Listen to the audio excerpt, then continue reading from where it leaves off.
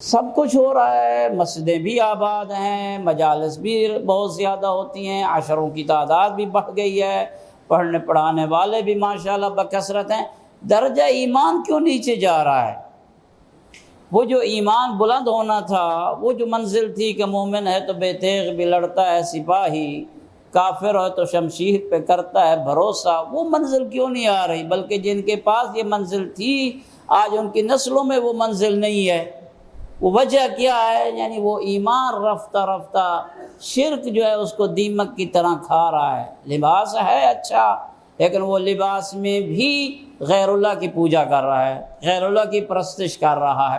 اور کل بھی میں نے عرض کیا تھا کہ شرک پاک پیغمبر حضرت محمد مصطفیٰ صلی اللہ علیہ وآلہ وسلم نے ارشاد فرمایا ہے، شرک انسان کے جسم میں ایسے چلتا ہے، یہ شرک کی چال انسان کے جسم میں اتنی باریک ہے، بلکہ فرمایا اس سے بھی زیادہ باریک ہے۔ کس سے؟ فرمایا جو چونٹی انسان کے جسم پہ چھوڑ دی جائے تو اس کی چال اسے پتہ نہیں چلتا ہے، فیل ہی نہیں ہوتا کہ چونٹی چل رہی ہے یا نہیں چل رہی۔ فرمایا اس سے بھی باریک چال انسان کے جسم میں، انسان کے روح میں، انسان کے دماغ میں، عقل میں یہ شرک چل رہا ہوتا ہے۔ لبادہ دین ہے لیکن اسی کے اندر شرک ہے، لبادہ نشر اسلام ہے اسی کے اندر شرک ہے، لبادہ سب کچھ ہے، لگنے میں دکھنے میں سب کچھ آپ کو لگے گا یہ دین کے لیے کام ہو رہا ہے۔ کیوں کر رہے ہیں قبلہ؟ دین کے لیے۔ کیوں کر رہے ہیں حضرت صاحب؟ یہ دین کے لیے۔ لیکن اسی کے اندر پنہاں ہوگا کہ میں نے نہ کیا تو فلاں تو آگے چلا جائے گا،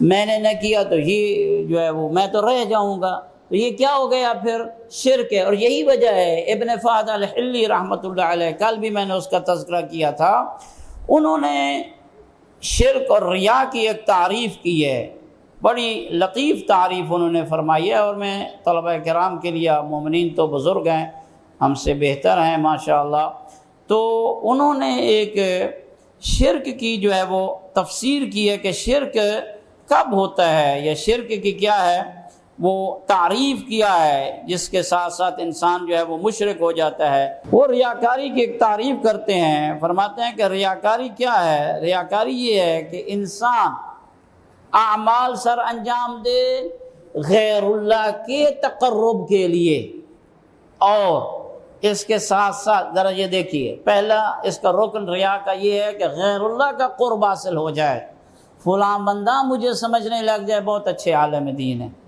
فلاں بندہ یہ سمجھنے لگ جائے یہ بڑا اچھا طالب علم ہے، فلاں تقرب غیر اللہ نمبر 2، اور اس کے قلب میں یعنی لوگوں کے دلوں میں اپنی منزلت اور مقام کے پیدا کرنے کے لیے اعمال سر انجام دینا نمبر 3، اور اگر اس کے اعمال کی کوئی مدح کرے تو اپنے اعمال کی مدح پر فرحت و سرور محسوس کرنا 4، اگر کوئی اس کے اعمال خیر پہ کوئی نقص نکال لے یا کوئی اس میں سے کوئی عیب نکالے یا اس کی مدح نہ کرے تو اس کو اس کا دکھ اور رنج محسوس ہونا۔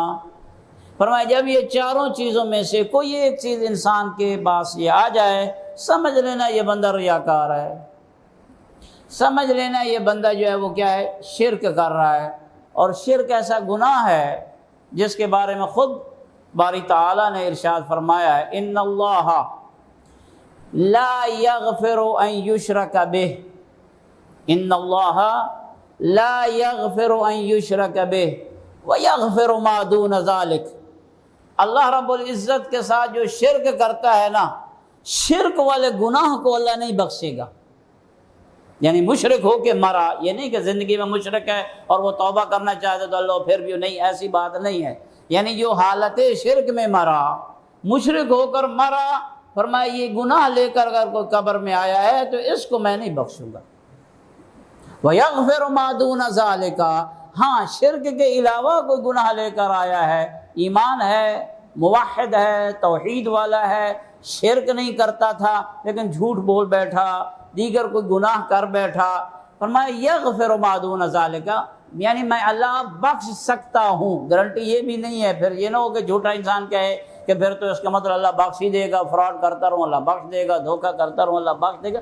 یغفر ما دون ذالک یعنی وہ استحقاق مغفرت رکھتا ہے، یعنی اس کو مغفرت شامل ہو سکتی ہے، لیکن جو مشرک ہے یہ تو توقع ہی نہ کرے کہ وہ اس کو اللہ رب العزت جو ہے وہ کیا ہے بخش دے گا۔ اب اسی آیہ مبارکہ کو اگر دیکھ لیں تو پھر ہمارے اعمال کدھر جائیں گے اگر اس کے ساتھ ساتھ شرک ہے؟ ہماری عبادتیں کدھر جائیں گی؟ ہماری تعلیم و تعلم و تدریس و درس اور سب کچھ مطالعہ و شب اور پتہ نہیں کیا کیا، ہم اپنا مال و متاع کبھی کبھی لٹا دیتے ہیں اور اس کے ساتھ یہ ہو کہ میرا اشتہار آ جائے، میرا نام آ جائے اور یہ ہو جائے، ہوا منصورہ، سب ہوا میں اڑ جائے گا، پھر کیا بچے گا؟